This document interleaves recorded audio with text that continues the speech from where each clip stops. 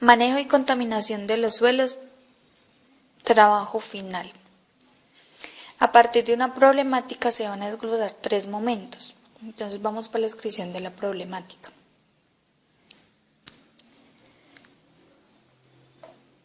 En la sabana de Bogotá, Colombia, que actualmente se encuentra en uso para cultivos de hortalizas como repollo, brócoli, apio y lechuga y cebolla, el manejo de estos cultivos en la actualidad se realiza de manera convencional, resaltando el uso de pesticidas, herbicidas y el riego es por aspersión. El riego en la zona proviene de una fuente hídrica que aguas arriba tienen vertimientos industriales. En los últimos años se ha visto reducida la productividad de estos cultivos y adicionalmente se han encontrado trazas de metales pesados en sus tejidos vegetales que incluso llegan en algunas ocasiones a sobrepasar los límites máximos permitibles que establece el INCONTEC para este tipo de alimentos. Los estudios realizados por una autoridad ambiental indicaron que elementos como el cadmio, arsénico y plomo sobrepasan significativamente los límites de toxicidad en los suelos, llegando a ser retenidos por la materia orgánica y absorbidos por las raíces de las plantas. Ese es el medio de transporte de estos. Esta problemática afecta no solo a los productores de la zona, sino también a los consumidores de los productos en fresco, quienes corren riesgos sanitarios por intoxicación. Se requiere entonces de medidas para mitigación ambiental, por cuanto el conocimiento sistemático de la problemática permitirá formular adecuadas alternativas de manejo. Entonces, como dije ahorita anteriormente, a base de esta descripción de problemática se desglosan los 3 momentos. Aquí hay una tabla de descripción de algunas características de este suelo, como la localización, temperatura, el uso actual, el pH. Entonces vámonos por el momento 1. El momento 1 dice, para diagnosticar la problemática se requiere conocer el tipo de suelo y sus características, así como el impacto de los contaminantes. De acuerdo con la situación del problema se deben desarrollar las siguientes actividades, como lo nombré anteriormente. A. Clasificar el suelo de acuerdo al orden taxonómico, teniendo como referente las condiciones geográficas de la localización de la zona y materiales parentales mencionados. Se recomienda profundizar en la descripción de este orden de suelo y la importancia que tiene para la producción de alimentos en la región y en el país. Según la clasificación taxonómica, esta pertenece al grupo Haportox y las características, empezamos por las características físico-químicas. En general, las pendientes oscilan entre 0 y 25, aunque pueden encontrarse de forma aislada con pendientes empinadas. Son suelos profundamente moderados o moderadamente profundos. Las texturas son arcillosa o arcillosa, porosos, friables, son perfiles denominante rojizo, presentan comúnmente límites difusos entre sus horizontes. Tiene un perfil desarrollado de tipo ABC, con horizonte claramente diferenciable. El horizonte A es el matiz pardo rojizo oscuro, la textura franco-arenosa o franco-arcillosa, estructurado en gránulos bien expresados y muy friables, franco-arcillosos o arcillosos, estructurados en bloques de formación incipiente y sin evidencias claras de arcilla. Las características químicas son suelos de reacción muy fuerte ácida o fuertemente ácida, el pH está entre 4.5 a 5.5. Entonces, en ese orden, en este número, es fuertemente ácida, con moderado contenido de materia orgánica y nitrógeno total, y muy altos en fósforo y potasio. La capacidad de intercambio catiónico se presenta en niveles que oscilan entre 16 y 30 gramos y la saturación básica del complejo del cambio alcanzan valores muy bajos, como por ahí en el 16%. Otro punto, importancia en la producción. Las condiciones físicas e dinámicas de estos suelos son satisfactorias. Se tratan de suelos generalmente profundos, permeables, muy friables, con buena retención para la humedad y un buen drenaje interno. Las condiciones desde el punto de vista químico son desfavorables. Las dotaciones actuales de nutrientes son deficientes, principalmente para los elementos de fósforo y potasio. La capacidad de uso de estos suelos queda reducida a poco cultivo de hábitat acidófilo y pastos tolerantes al aluminio, ya que es común la presencia de estos elementos, pero generalmente en proporciones moderadas. En ellos solo se podrá conducir una agricultura de bajo rendimiento a menos que se realicen necesarias prácticas de abonamiento compatible con la naturaleza química de los suelos y se efectúe solo en casos justificables para una oportuna corrección de acidez. De lo contrario, en los suelos de pendiente favorables pueden desarrollarse una agricultura a base de cultivos anuales típicos de la zona, quedando reducidos a pastos o a especies permanentemente las áreas de topografía inclinada. Otro punto, hallar la clase textual del suelo mediante el uso de triángulo de texturas. Una vez identifica la clase textural, se recomienda profundizar en las características de este tipo de suelos e inferir sobre los posibles valores de porosidad, drenaje, movimiento de agua, metales contaminantes por el perfil. Según la clase textual o como se dijo, son suelos arenosos, arcillosos y limosos. Entonces vamos a ver el significado de los suelos arenosos. Son inertes desde el punto de vista químico, carecen de propiedades caloides y reservas de nutrientes. En cuanto a las propiedades físicas, presentan mala estructuración, buena aireación, muy alta permeabilidad y nula retención de agua. Por el contrario, los suelos arcillosos son muy activos desde el punto de vista químico, absorben iones y moléculas, floculan, eso significa la fracción arcilla permanece inmóvil y dispersan o migran, muy ricos en nutrientes, retienen mucha agua, bien estructurados pero son impermeables y asfixiantes. Los suelos limosos tienen nula estructuración, sin propiedades alcaloides, son impermeables y con mala aireación. Porosidad. Las partículas de arena son arrastradas por el viento y agua, las arenas finas son muy erosionables. Las arcillas se pegan y se protegen, los limos no se unen y se erosionan más fácilmente. La contaminación. Las arenas son muy inertes mientras que las arcillas tienen un alto poder de amortiguación, pueden fijar y transformar a los contaminantes y presentan tanto una alta capacidad de autodepuración. Y el punto B dice clasificar el suelo de acuerdo al pH y el contenido de materia orgánica, investigar cómo son los términos en generales, las propiedades químicas de este suelo. Pues este es, como dije anteriormente, es como un suelo, el suelo se clasifica entre de 5.1 a 5.5, fuertemente ácido y suele ir acompañado de deficiencia de calcio, potasio, magnesio, nitrógeno, etc. Exceso de hierro, manganesio, zinc y la actividad bacteriana en los suelos es escasa. Observando el color de la muestra de tierra se obtienen pistas acerca de la porción de materia orgánica. Pues volviendo a los colores, el marrón oscuro indica presencia de humos o materia orgánica. Por ejemplo, el marrón rojizo indica presencia de hierro, el que indica poca presencia de materia orgánica, un marrón claro o pardo. Propiedades químicas de estos suelos: reacción del pH, saturación de aluminio, capacidad de intercambio catiónico, conductividad electrónica, contenido de materia orgánica. Esas son las propiedades físicas, las propiedades químicas de un suelo en general. Y caracterización del contenido de los elementos esenciales para la nutrición de las plantas.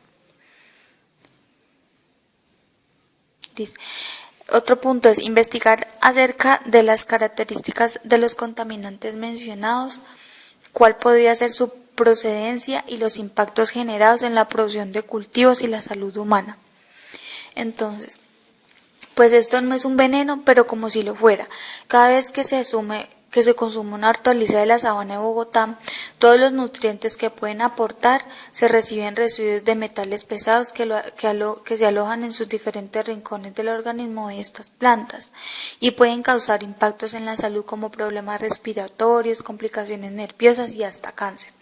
En algunos casos. En apariencia, la calidad de estos productos es aceptable en el mercado por su forma, su peso y su textura, pero, sin embargo, el problema pues radica en su parte interior, porque además del amplio número de contaminantes provenientes de las aguas del río Bogotá, reciben en sus tejidos contracciones de metales pesados, que están excedidos a los niveles máximos permisibles de la normatividad en el sentido.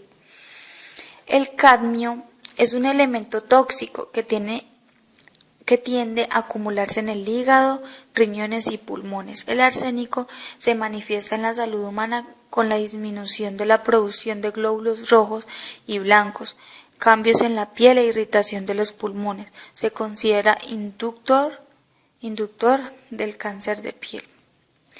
El cadmio lo encontramos bastante preocupante. Además de los problemas en la salud mencionados, podría causar el llamado síndrome de Fanconi, que se caracteriza por trastornos de los tóbulos renales, En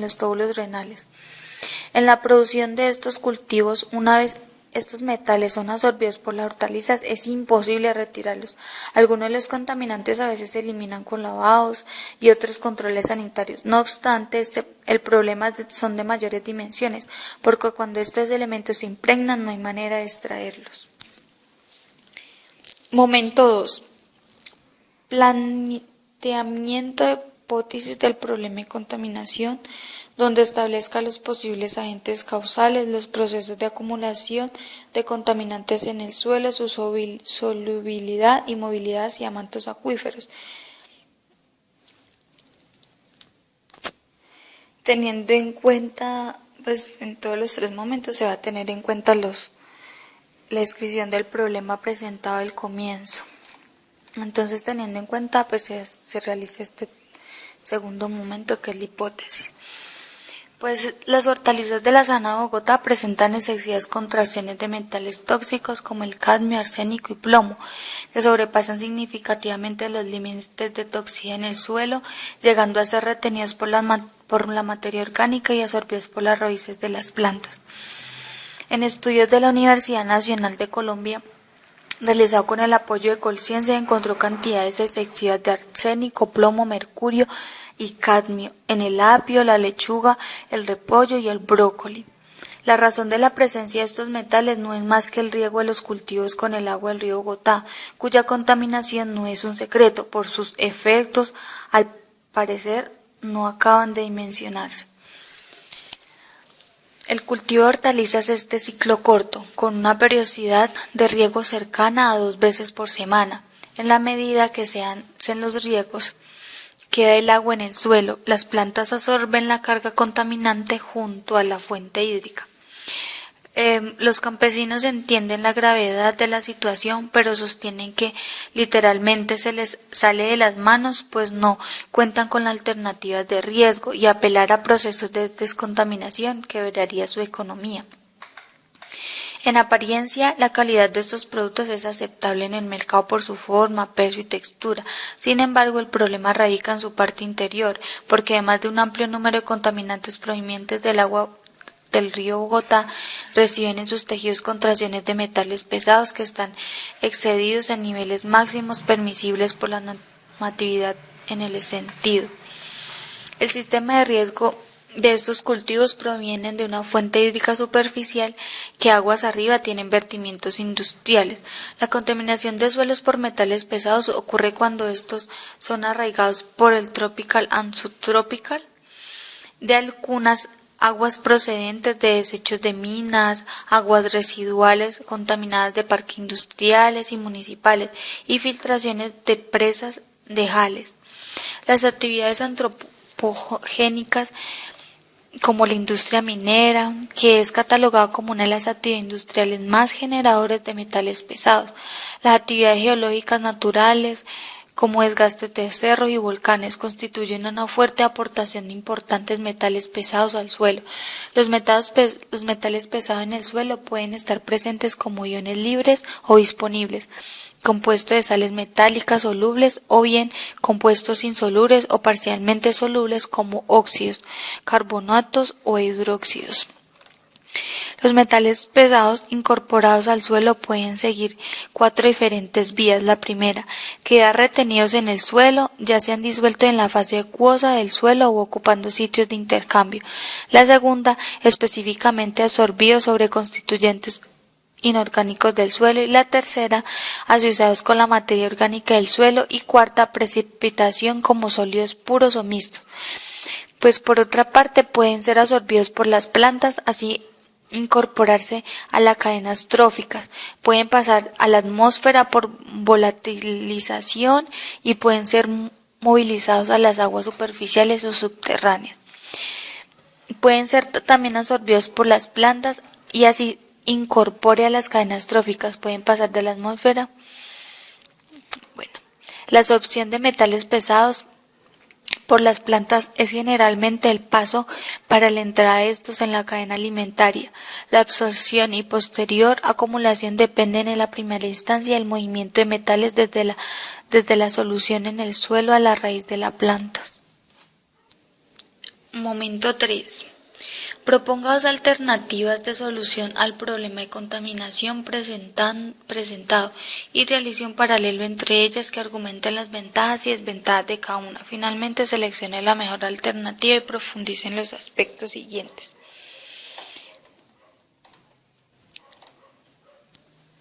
A. Proceso de descontaminación físico, químico o biológico.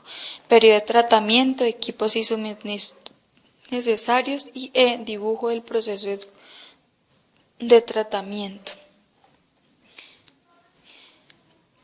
La mejor alternativa, pues saltándonos el paso de las 2 alternativas, la mejor alternativa es para mí la recuperación de suelos contaminados con metales pesados utilizando plantas y microorganismos rizosféricos. A continuación les explico un poco sobre esto. Entonces dice que hay que tener los siguientes puntos y la A dice procesos de descontaminación. Es por medio de fitorrecuperación. El uso de estos de especies vegetales para el saneamiento del terreno. Se considera una herramienta novedosa para resolver un problema común en varias partes del mundo. El proceso que involucra es la retención de contaminantes en el suelo. En este proceso, la concentración de contaminante en el suelo disminuye por la marca de extracción de la planta. Esta tecnología se basa en la particularidad de que algunas plantas poseen mecanismos para absorber, traslocar y tolerar cantidades significantes del contaminante que para otras especies serían tóxicas. Por esta razón, estas plantas pueden sobrevivir en ambientes fuertemente contaminados, donde otras plantas sin estos mecanismos morirían. Estas son tecnologías biológicas, involucran el uso de microorganismos y plantas para remover, contener y retener contaminantes ambientales sin causar daño. Las plantas se utilizan como sistemas directos o indirectos de descontaminación. Las plantas participan en la modificación del contaminante a través de la absorción, secuestración o acumulación. Los microorganismos rizosféricos se asocian en las raíces de las plantas, como las bacterias, hongos, actinomycetes y otras bacterias. Actúan sobre el contaminante. Es relevante señalar estos casos a diferencia de compuestos orgánicos. Estos no se degradan, sino solo se modifican para disminuir su disponibilidad, toxicidad y riesgo entre la cadena trófica, no como estas que sí extraerían estos contaminantes. Periodo de tratamiento de esta alternativa. El periodo de tratamiento para la descontaminación del suelo por fitorrecuperación oscila entre 2 a 3 meses, ya que la tierra es removida y arada por máquinas para remover todo este material. Luego es regado y dejado que crezca maleza, césped, paja o coquito. Luego de 2 meses, esta mezcla es arrancada a mano y llevada fuera del sitio de proceso para ser incinerada. La concentración del contaminante en el suelo disminuye la marcada extracción de la planta. Esta tecnología se basa en la particularidad de algunas plantas, poseen mecanismos para absorber, traslocar y tolerar cantidades significantes del contenido para que otras especies serían tóxicas. Por esta razón, las plantas pueden sobrevivir en ambientes fuertemente contaminados de otras plantas. Sin estos mecanismos morirían. Los equipos y suministros necesarios, pues igual equipos así no, pero pues los microorganismos a la vez participan en numerosos beneficios como influencia en el crecimiento radical, regulación de la actividad metabólica de las raíces e influencia de las propiedades físicas y químicas del suelo, así como de los contaminantes. El uso de plantas en la recuperación de suelos contaminados es relevante, porque la mayoría de las plantas participan parcialmente en el control de la erosión por viento y lluvia. Por otro lado, existe la posibilidad de recuperación del suelo contaminado y por otro lado, simultáneamente, el restablecimiento de la vegetación en dicha área. Por lo tanto, a largo plazo, la recuperación del suelo a través de la fitorrecuperación será sinónimo de revegetación y rehabilitación de áreas con alta perturbación, términos que se han utilizado como sinónimos porque consideran diferentes procesos y metas. Y la D pues dice que hay que hacer un dibujo acerca de eso. Entonces es la fitorremediación. Entonces aquí se encuentra que otro concepto se refiere a la degradación de contaminantes orgánicos a través de las enzimas de las plantas, sus productos o por la acción de microorganismos rizosféricos. Y la fitorrestauración está referida a la reforestación de áreas contaminadas con especies resistentes de rápido crecimiento que proviene la mitigación de partículas contaminantes y la erosión de los suelos. Entonces las partículas todas acumuladas acá, ellos vienen y la planta lo absorbe, como se muestra aquí en los dibujitos, ella se absorbe y esa es. Las ventajas y las desventajas que tiene esto. La alternativa propuesta, vuelvo y la digo, recuperación de suelos contaminados con metales pesados utilizando plantas y microorganismos rizosféricos. Las ventajas que esta alternativa tiene es fácil mantenimiento, reduce el riesgo de exposición para el personal que limpia y transporta el material contaminado, impacto ambiental mínimo, que es lo que se busca, recuperar un sitio sin causar perturbación en las actividades normales también. Y las desventajas es que algunos de los procesos biológicos se requieren de microorganismos que son muy específicos, lo que decía, que sí, que tienen que ser, el área contaminada tiene que ser muy contaminado para que las matas no se dañen, porque si es de poca contaminación, ellos no sobrevivirían. Otra desventaja es la necesidad de mantener las condiciones de crecimiento microbiano en el sitio de la contaminación, y otra, ambiente contaminado puede tener otras sustancias u organismos que inhiben el crecimiento de la población microbiana deseada y afectar la eficiencia del proceso diario. Estos son los 3 momentos a partir de esta problemática ambiental presentada o esta descripción de la problemática. Muchas gracias.